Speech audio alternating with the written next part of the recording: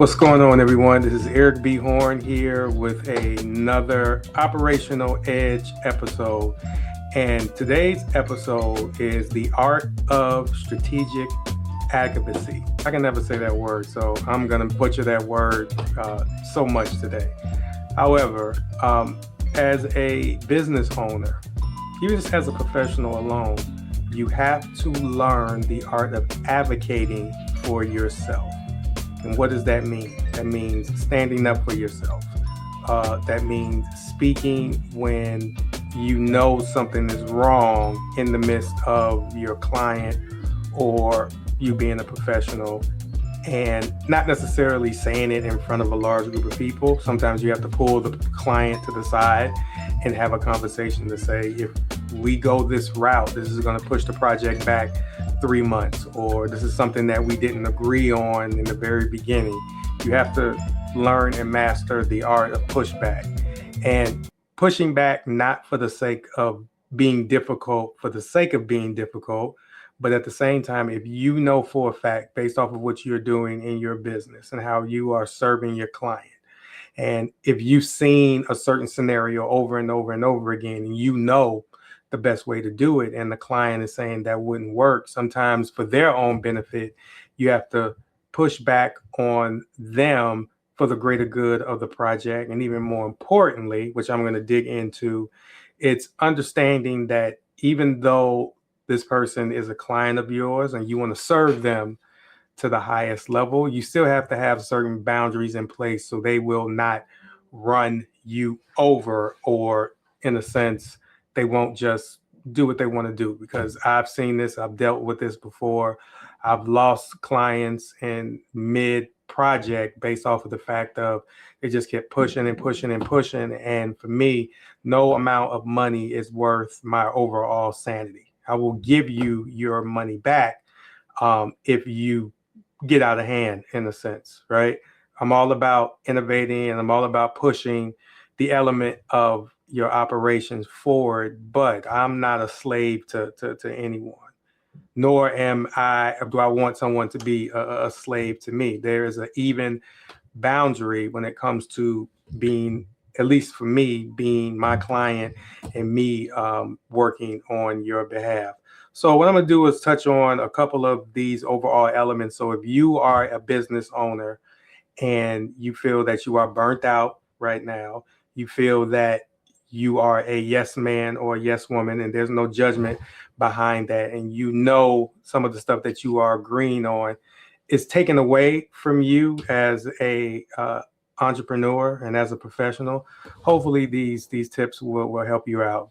I know that they've helped me out, and I'm still exercising these elements to this day, even in after 13 years of business, because every client is different. They may want the same results, but when you're dealing with clients, you're dealing with their overall personalities. You're dealing with their personalities first before you're dealing with the problem that you are trying to solve, because at the end of the day, they are people as well, right?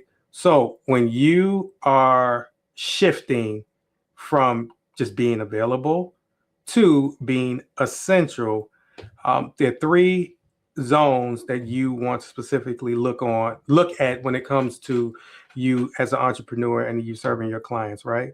The first one is the financial I can never say this word. I'm going to keep these mistakes in here. Financial advocacy. You have to understand what's your true value when it comes to the service that you are providing your client. Okay, it's not about the price per hour.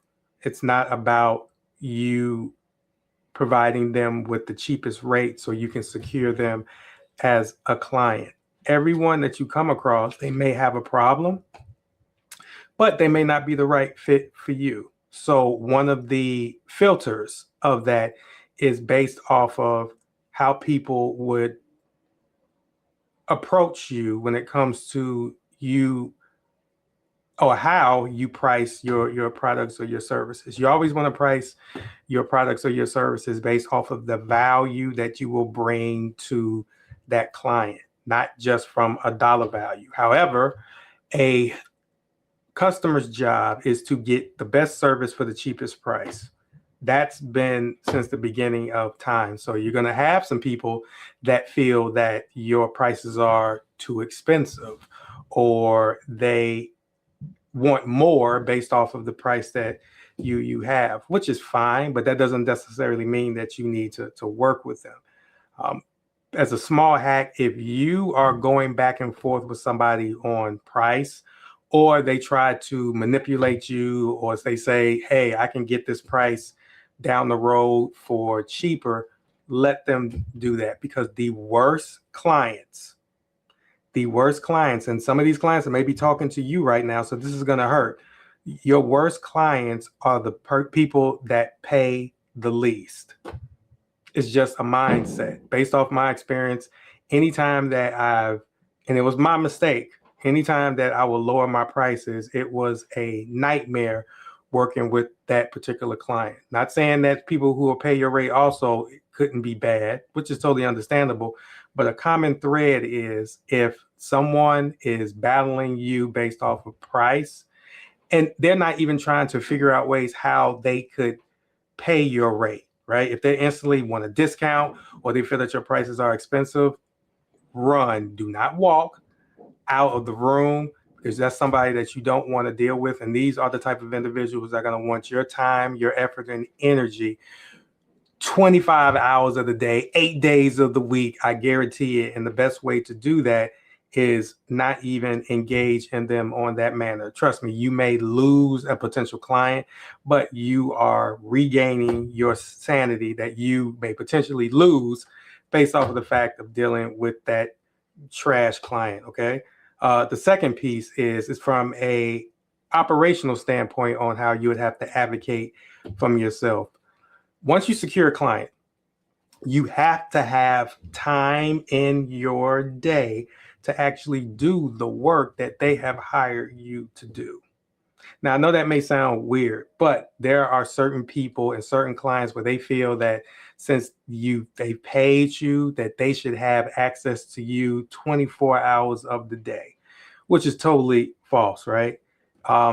And I'm going to talk about something called the 24-hour rule in a minute, where as you are serving that client, you want to communicate with them in the best manner. Not saying you have to be attached to their hip, but at the same time, you want to establish a strong flow of communication, with you communicating to them, and even more importantly, how they communicate back with you. Because if you don't set those boundaries, they will reach out to you at 2, 3, 4 in the morning and use the justification that they have paid you as justification to violate your boundaries, especially when it comes to you actually carving a time out to do the work. Okay.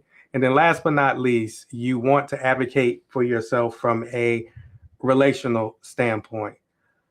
Most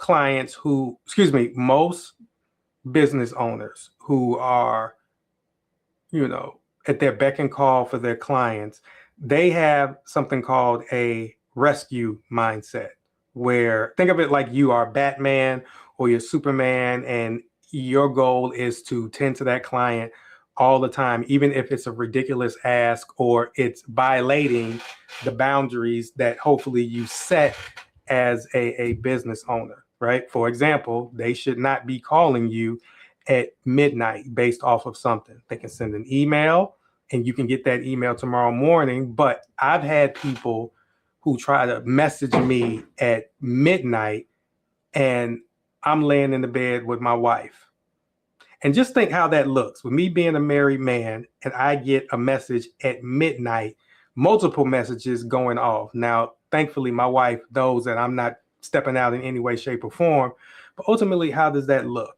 And their excuse was, I would just like an update based off of what's going on, even though I provided them an update at 6 o'clock that evening, right?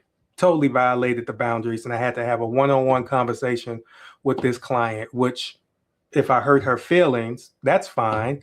But in actuality, I didn't hurt her feelings. I just pushed back on her because most people are scared to do it. But for me, I'm not scared, because we're not going to interact in that manner, because that's causing, once again, a behavior that I had to advocate for myself, because if I didn't, she'll reach out at 4 in the morning or 5 in the morning, knowing that I'm not going to be doing any type of work that early in the morning. I still accomplished the goal. I still implemented her SOPs, but I had to push back on her. So it gave me the space that I needed to work.